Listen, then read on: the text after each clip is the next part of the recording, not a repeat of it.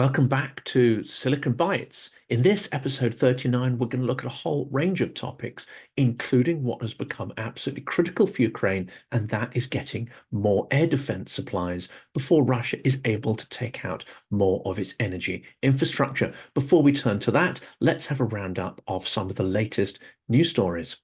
Ukraine continues to pile pressure on Russia's fuel oil refining capacity by striking an oil refinery deep inside Russia.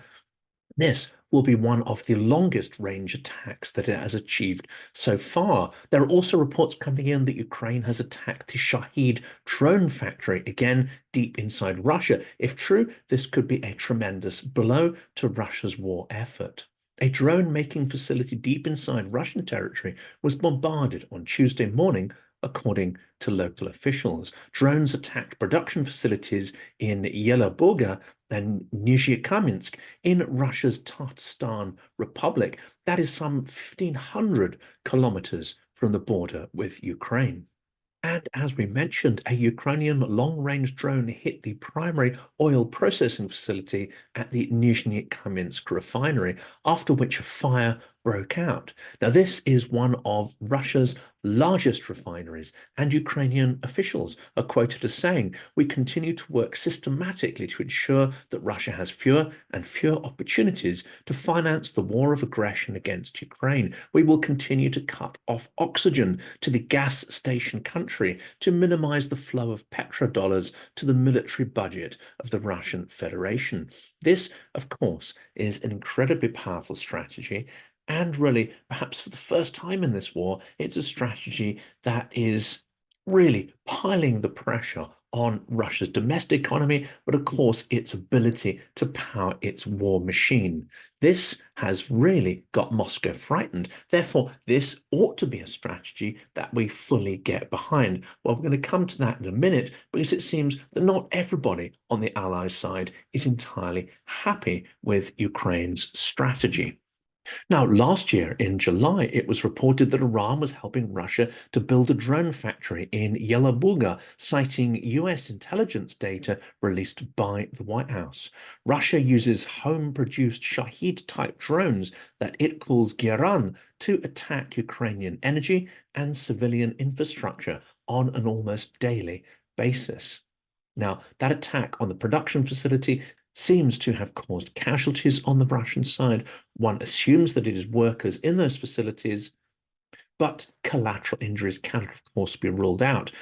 Now, this, of course, is an absolutely legal target for Ukraine to strike. It is part of Russia's war machine. It is part of the machine that is attacking Ukraine, trying to snuff out its identity. This is an illegal by war in Russia, but this kind of strike by Ukraine is entirely permissible under international law. What Russia does, however, targeting civilian energy infrastructure, is not defined as legal under those same statutes. And we have to look at why these attacks are so critical at this time, because we've entered a phase of the war where Ukraine is fighting for its survival, as it was in those first weeks and months of the war back in 2022. This has also prompted Volodymyr Zelensky to give one of his most hard-hitting speeches yet in 2 years of full-scale warfare. Ukraine retreat looms without US support, says Zelensky. Attackums are the answer. Ukraine's armed forces could soon be forced to retreat further if US military aid continues to be delayed, President Volodymyr Zelensky said, as he called on Washington to provide more long-range missiles to strike airfields in occupied Crimea. Now, this was an interview he gave in the Washington Post, and Zelensky said his military had been unable to plan any counteroffensive operations in the current year, as they do not know if they'll have the weapons required to conduct one. If you're not taking steps forward to prepare another counteroffensive, Russia will take one instead, he said, adding that what we have learned in this war is if you don't take the initiative, then Russia will. And there is a good example of this over the weekend. We'll report on this in the next Silicon Bites as more information comes to light. But it seems that Russia has made one of its largest tank assaults on Ukrainian positions over the weekend, and that assault was not just beaten back, but was annihilated. As we get more information, we will, of course, share that with you. But this could be a significant development because reports suggest that a significant chunk of Russia's intact tank fleet may have been decimated in that attack. But it's also illustrative that if Ukraine is not pushing back, Russia will continue its meat wave assaults, continue its armored assaults, because Putin will be given the false impression that he can win. And if Putin thinks he can win, he will continue throwing bodies and metal at the Ukrainian front lines in the hopes of a breakthrough. In addition to facing dwindling supplies of air defense missiles, Ukraine has also had a lack of long-range missiles with which it could target the air bases from which Russian bomber aircraft take off. When Russia has missiles and we don't, they attack by missiles. They attack everything: gas, energy, schools, factories, civilian buildings, said Volodymyr Zelensky, adding that ATACMS-300s, they are the answer. And what he means here is not just defending against Russian attacks, but it is imperative to strike Russia at the source of the attacks, the air bases where those planes take off from, the missile sites where those missiles are launched from. This is imperative, not just for Ukraine to win, but simply to survive at this point in the full-scale war. Now, newer ATACMS have a maximum range of around 300 kilometers. And of course, as we know, they have not yet been supplied to Ukraine, nor have the Taurus capability from Germany. When Russia knows we can destroy these planes, said Zelensky, they will not attack from Crimea. It's like the Black Sea Fleet. We pushed them from our territorial waters. Now we will push them from the airports in Crimea as well. Now, this is sound strategic thinking. And it's important that Ukraine has this capability. US and German fears in supplying this weaponry, primarily the fear seems to be that Ukraine will use these weapons against Russians on Russian soil. But Ukraine has shown itself very, very capable to follow Western requests and not use these weapons outside of its own sovereign territories. Why allies don't trust Ukraine at this point to be able to do that is a mystery, unless, of course, they are still being coerced by Russia's nuclear blackmail, which I think is highly likely. We'll tackle that one in just a minute. And one of the reasons why these missiles are so important and air defense systems can be seen by what has happened in Kharkiv after the last couple of days. Ukraine's critical infrastructure targeted in overnight Russian attack, reports the Kyiv Independent. Russia attacked Ukraine with drones and missiles on March the 31st, damaging infrastructure facilities and killing at least one person. Russian troops hit Ukraine with drones and missiles, including 11 Shahed drones, 14 cruise missiles, and Kh-59 missiles. The inventory of offensive weaponry thrown at Ukraine goes on and on. But what makes this attack incredibly significant is that Russia seems to have destroyed almost all of the energy infrastructure in Kharkiv, the mayor says. Now, for those of you who are fortunate enough not to watch Russian weaponized propaganda, only a few days before this attack, several of the propagandists called for Kharkiv to be wiped out. They called for its utilities, including energy and water, to be taken out, thereby forcing its population to either flee or cower in basements. Now, that is a clear war crime. It's a clear call to genocide. And only a few days later, it seems that they were providing a prediction of Russia's actual strategy, and that is to siege Kharkiv, siege the population, and of course, they hope to eventually take that city. Whether it is taken intact or as a pile of rubble like Mariupol, I doubt whether the Russians in reality care. Russian attacks destroyed almost all energy infrastructure in Kharkiv, Mayor Ihor Terehov said in an interview with Liga Media Output published on April the 1st. Kyiv has been at the forefront of Russian attacks since the outbreak of the full-scale invasion and has seen an escalation in strikes in recent weeks. The attacks destroyed a thermal power plant and all the electrical substations in Ukraine's second biggest city. When asked about the reasons for the intensified strikes, the mayor answered he did not know what Russia's plan was. But if we listen to the propagandist, we have a fair idea what they're hoping to achieve. The current situation for the energy industry in the city is very difficult, according to the mayor. The humanitarian assistance centres, also known as the points of invisibility, work in Kharkiv around the clock. We've been through more rough times, and we will survive these times too, Terehov said. Well, we can only hope that Kharkiv is ably supported by its own citizens and by the government in Kyiv, and that the people there find a way to get through this energy embargo that Russia is trying to impose. And of course, many of you watching this channel will know that there are several of the guests on the channel who are in the Kharkiv area or around: Joseph Lindsley, Ada Wordsworth, and several others. We wish them well in these difficult times.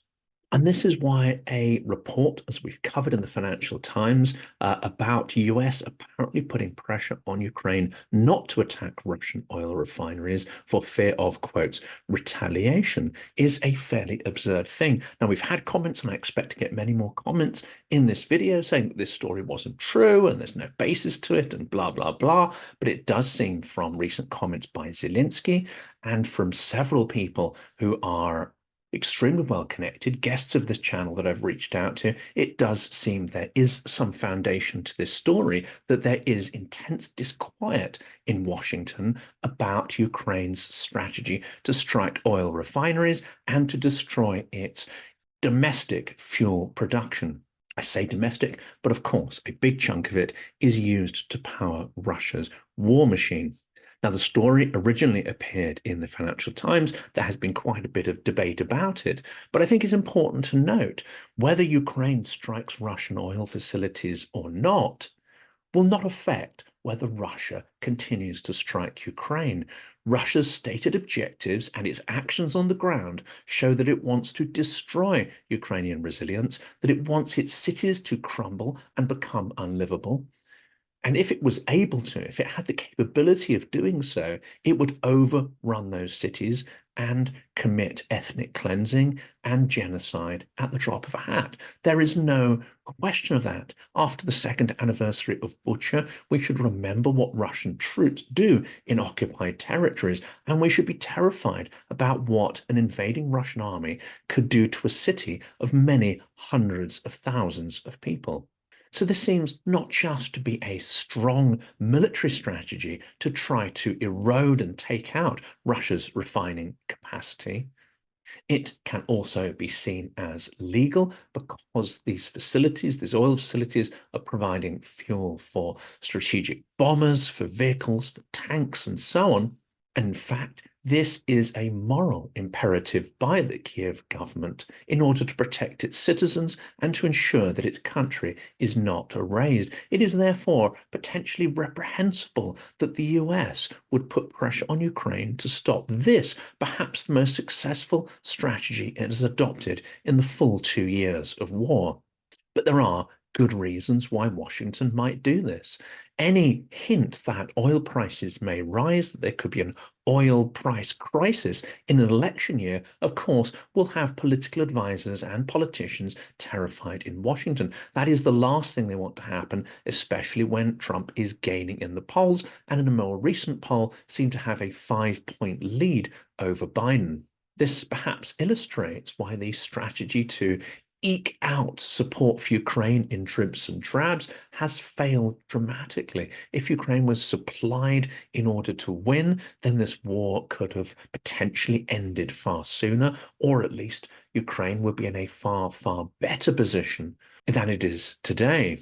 The Biden government could have basked in the glow of a victory, or at least claimed it was on the way to a victory, as opposed to the quagmire that seems to have been created by this strategy to slow walk munitions, supplies, and capabilities to Ukraine. The policy of escalation management very much fits in with the story in the Financial Times about Washington also having disquiet about Ukraine hitting Russian oil refineries. But at this point in the war, I think Ukraine understands that the gloves need to come off and there is no longer any time to waste. That realization does not perhaps seem to have sunk in to the policymakers in Washington. And despite those reported hints or pressures on Zelensky to stop that strategy, it carries on apace, as we mentioned earlier, with perhaps one of the most dramatic strikes against a Russian oil facility, that is the large Tatarstan refinery. And what's the impact? Well, over the last few weeks of Ukraine carrying out these regular attacks on Russian oil refineries and in other industrial facilities with long-range drones, in total, those attacks have reportedly disrupted between 12 to 14% of Russia's refining capacity. That is huge, and it may create internal instability, put pressure on Putin's regime to draw the war to a halt as well. Now, if Ukraine was to cease this strategy, it's highly likely that Russia would be able to recover some of that lost capacity, and this would only be a temporary blip. It could then get back onto its stated objective of assaulting Ukraine. So it's vital that Ukraine carries on. Once this figure of disrupted oil capacity gets above 20, 30%, then you're going to see huge systemic issues within Russia itself. So it's critical that these continue. We also hear from a recent report that Ukraine increased its production of long-range drone capabilities starting last year. It's increased them tenfold. So we can speculate that Ukraine will have the capacity to continue these strikes. And it's both militarily and I think morally vital that they continue to do so.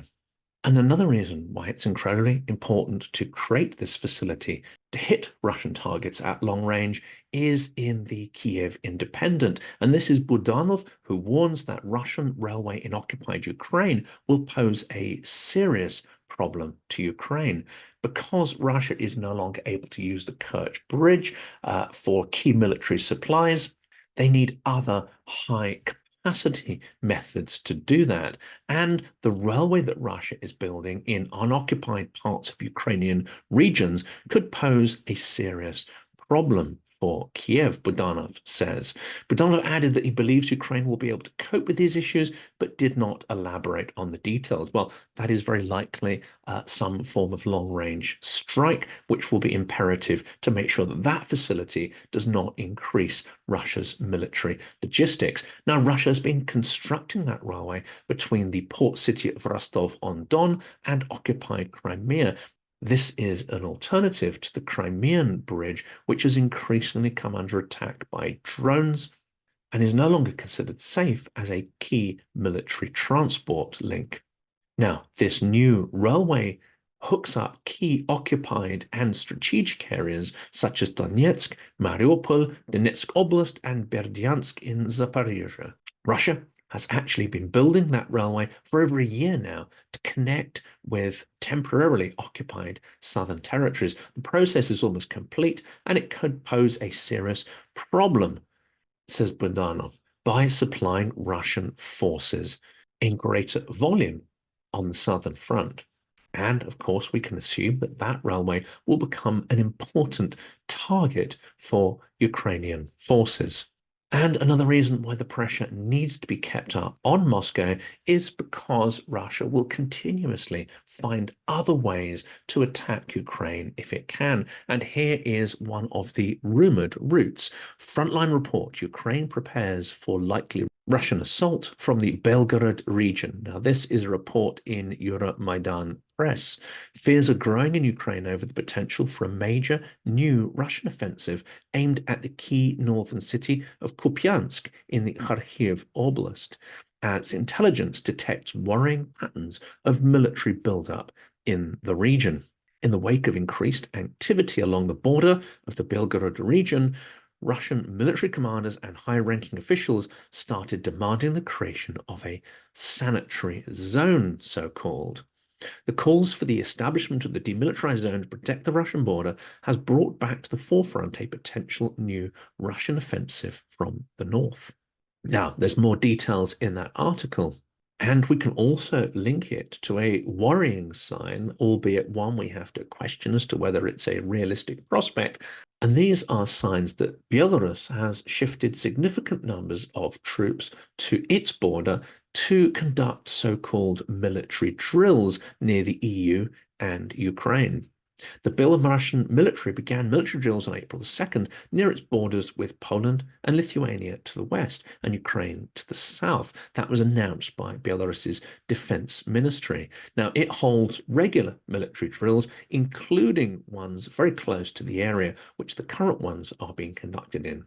The exercises, which the Ministry of Defense said were intended to simulate defense scenarios in the case of martial law being implemented. As the exercises were underway, Belarusian dictator and Kremlin puppet Alexander Lukashenko said that Belarus is, quote, preparing for war, even though the country does not want to fight, the state-run media outlet Bilta reported. If you want peace, prepare for war, he said, which is paraphrasing something which many Western generals have said in relation to the fairly anemic capabilities of NATO over the last couple of decades. Belarus does not need to threaten anyone, he said, in what seems to be a fairly threatening tone.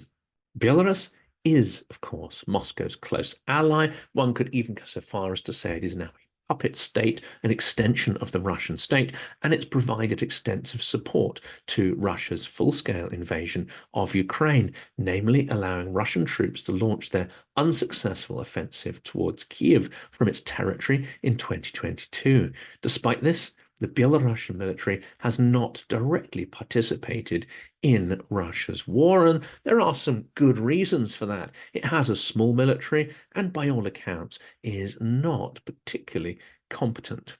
Now, in the next episode of Silicon Bytes, we're going to look a bit more into the terror attacks in Russia, but also look at the bigger picture of the internal terror that its government is imposing upon its people. But here's a quick summary of that incident and some of the consequences that are still unfolding. Moscow shooting aftermath, repressions, racism, and terror, says the Kyiv Independent in an extensive piece, which is definitely worth reading. The March 22nd Moscow mass shooting is likely to be used as a justification for a new wave of terror and oppression in Russia. And in fact, we have seen the announcement of a further 150,000 troops. That is potentially a consequence of this attack. It may be something that was being planned anyway, but the attack in Moscow is a handy way to get that news out. Russian politicians and propagandists began calling for reinstating the death penalty, a mechanism that can be used not only against terrorists, but also against the peaceful opposition. And of course, some of the propagandists have for some time now been calling for the death penalty against internal opponents of Putin's regime. Furthermore, a new wave of xenophobia has spread across the country after it was revealed that the perpetrators of the attack were most likely citizens of Tajikistan, a Central Asian country bordering Afghanistan. Millions of Central Asian migrants, primarily from Uzbekistan, Tajikistan, and Kyrgyzstan, work in Russia in construction and retail. Cases of attacks and harassment on them from ordinary citizens and the state authorities have been recorded en masse. A Russian-born political philosopher at New York University, Sergei Sakhanov, said to the Kyiv Independent that the atmosphere of state terror is increasing in Russia. The political atmosphere is becoming more and more savage.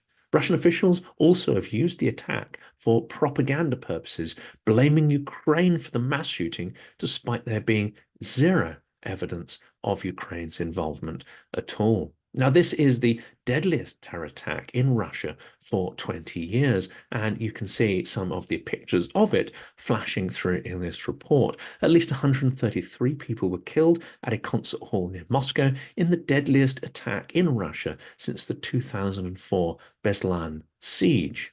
And what makes it interesting is that just 3 days before the attack, Russian President Vladimir Putin dismissed warnings issued by Western embassies that imminent terror was being planned in Moscow, and he said it's blatant blackmail and an attempt to destabilize Russian society. Of course, those Western warnings came just before the election, and Putin must have believed that these were an attempt by the West to destabilize his coronation, or at least to put a negative spin on it. It turns out that that is not the case, and of course, the attacks were real.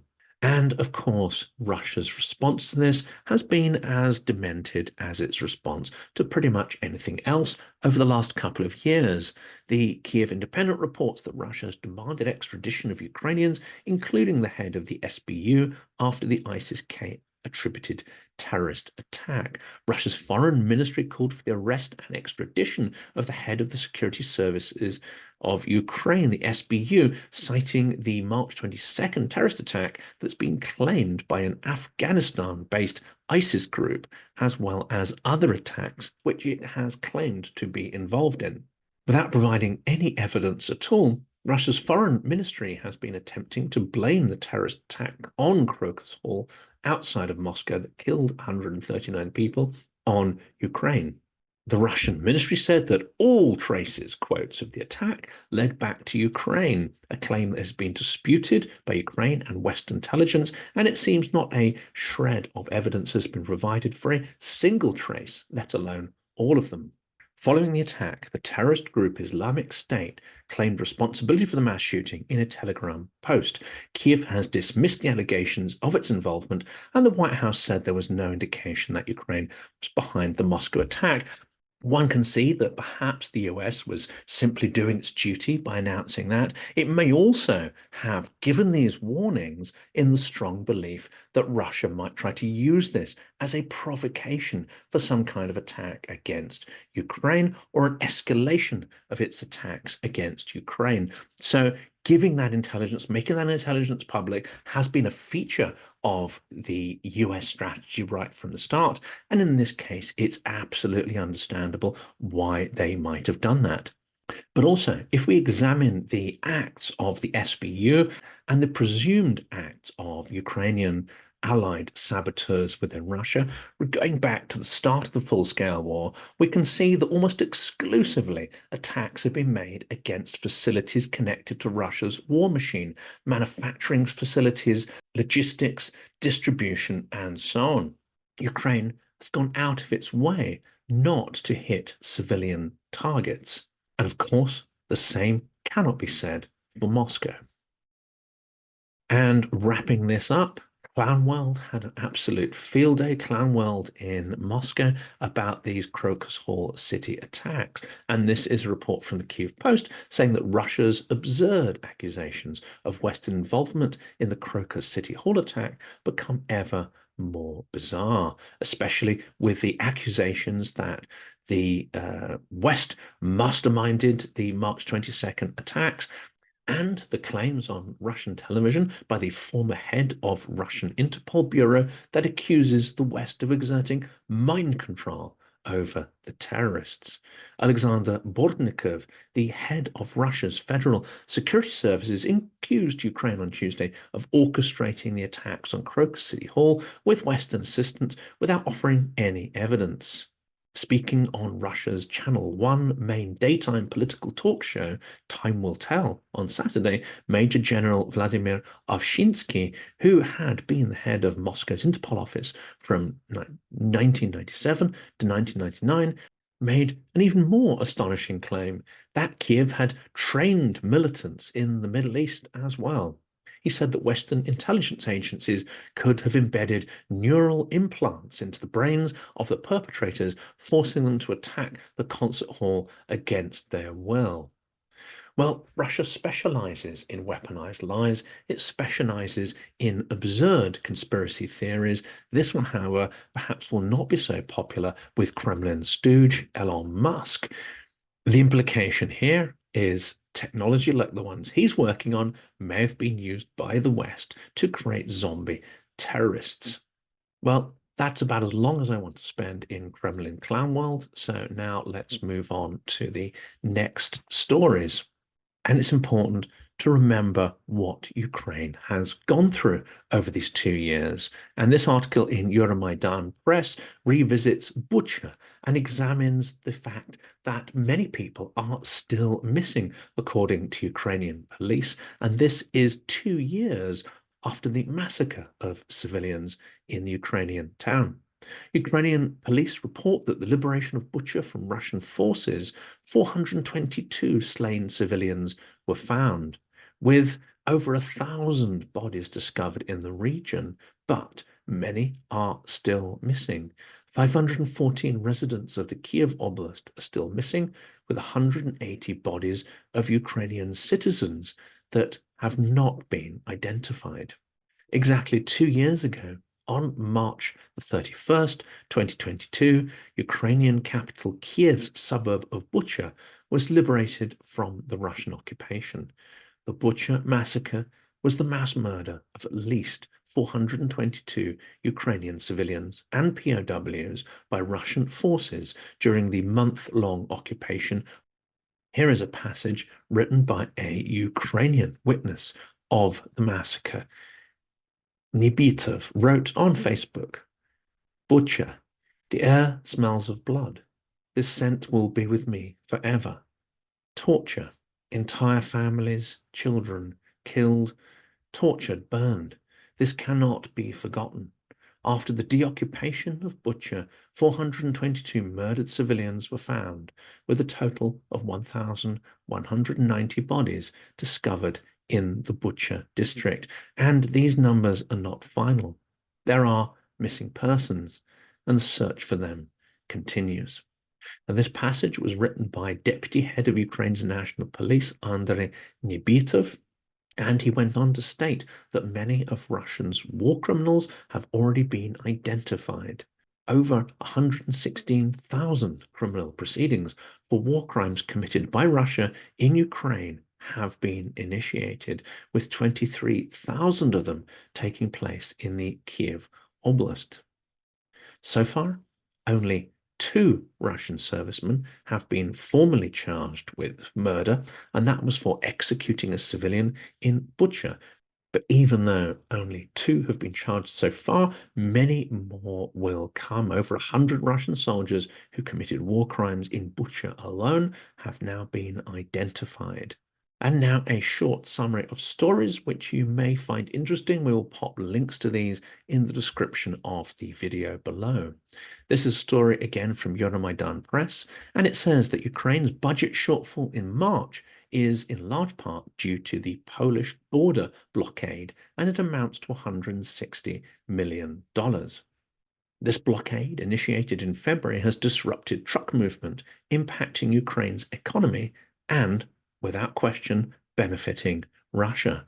The Polish farmers' blockade at Ukraine's state border has led to an estimated loss of $160 million from the state budget in March alone. Now, this is a story we will pick up again in future interviews. I hope to be able to speak to experts in Poland about the causes of this blockade and what can be done.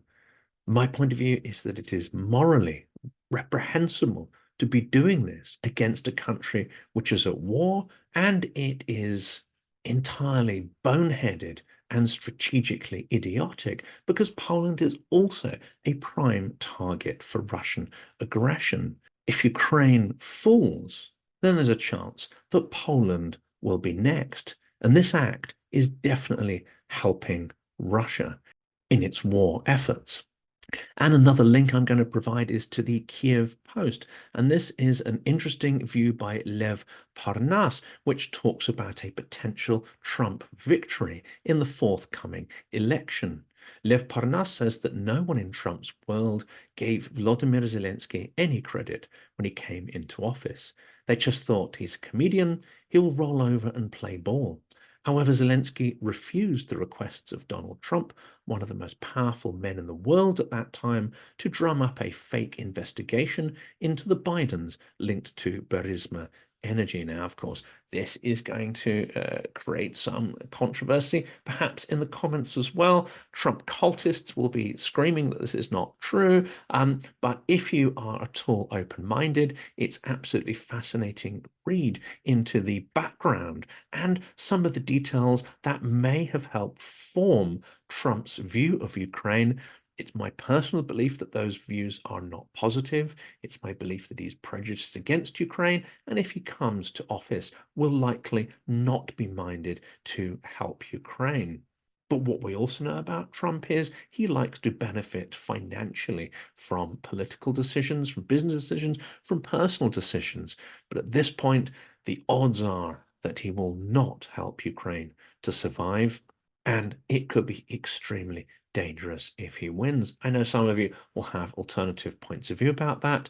Please do add them to your comments. I'm sure that will generate a lively debate. And here are two interesting stories in NOVAYA GAZETA to finish off. And one is about why Belgorod residents who are enduring, so the article says, Ukrainian missile strikes. And of course, there is insurgency taking place.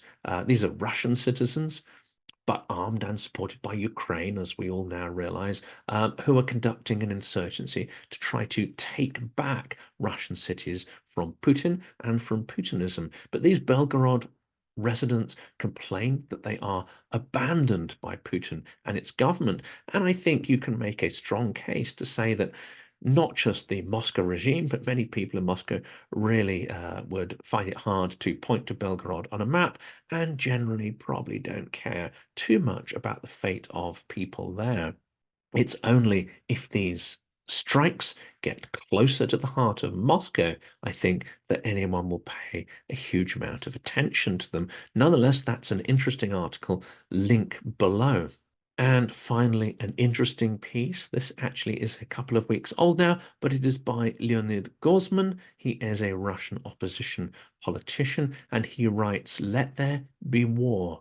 The Kremlin is preparing Russians for a final showdown with the West." This article is dated 14th of March.